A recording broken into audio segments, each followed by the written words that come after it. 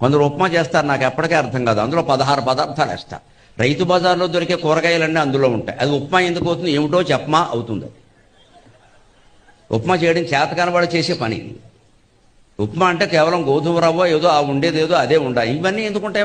తాళింపై పోపై కావాలంటే 2 జీడిపప్పులే. వేరుశెనగ గుళ్ళు తుపాకు గుళ్ళు వేస్తారేటండి ఉప్మాలో? వేరుశెనగ గుళ్ళు ఏంటి, రుచి తెలియకపోవడం, అదే గడ్డి.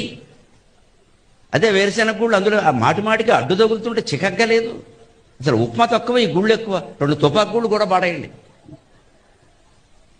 అందులో క్యారెట్ వేస్తారు, కాకిరెట్ వేస్తారు, ఏంటది? అవన్నీ వేయకూడదు.